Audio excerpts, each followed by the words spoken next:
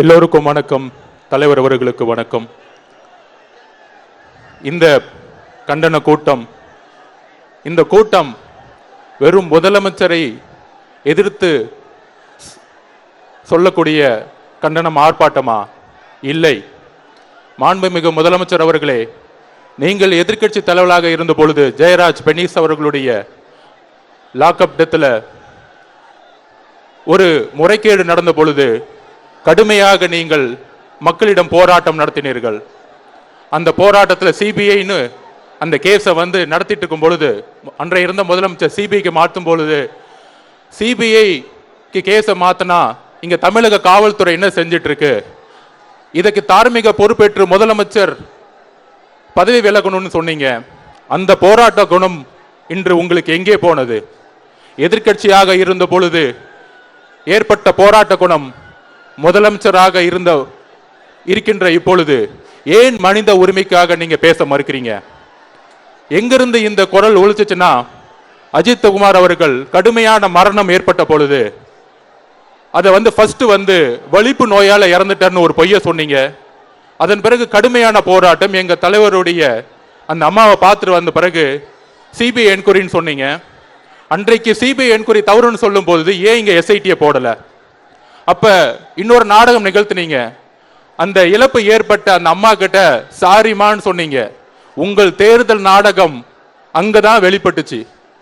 அந்த தேர்தல் நாடகம் என்னன்னா, மதுரை ஹைகோர்ட் இந்த கேஸை எடுத்து உண்மையை வெளிக்கொண்டு வந்த பிறகு சாரி சொன்னீங்க.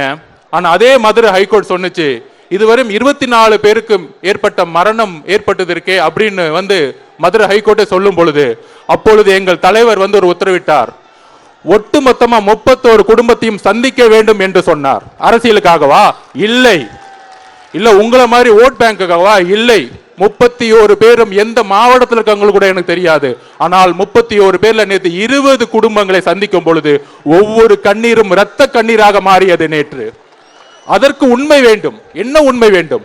ஒவ்வொரு இறக்கப்பட்ட ஒவ்வொரு யாரெல்லாம் லாக்அப் டெத்லையும் விசாரணை கைது இறந்தவங்களுக்கெல்லாம் ஒரு போலியான கதைகளை உருவாக்கி தன்னுடைய எதிர்கால குழந்தைக்கு கஞ்சா வித்தவன், சாராய வித்தவன் அப்படின்னு பொய் கேஸ் போட்டு அவங்களை கொண்டு இன்றைக்கு இருக்க எதிர்கால தலைமுறை ஒரு அக்யூஸ்டோட குழந்தையா இன்னைக்கும் ஒவ்வொரு ஊர்லயும் ஒரு நிரபராதி.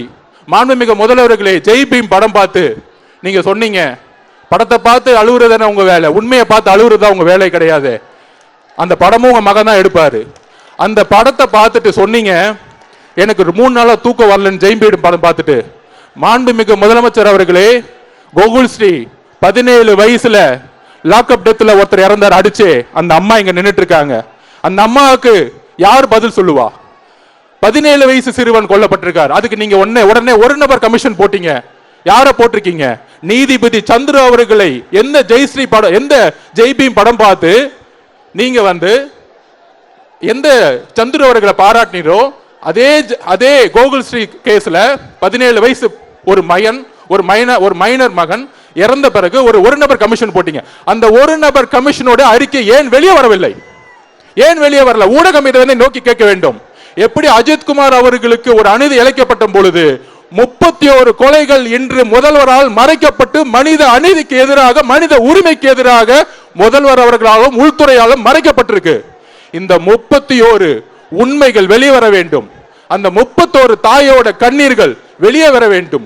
எங்களுக்கு உண்மைகள் வர வேண்டும். அரசியல், எலெக்ஷன், தேர்தல் இதெல்லாம் அப்புறம் வச்சுக்குவோம்.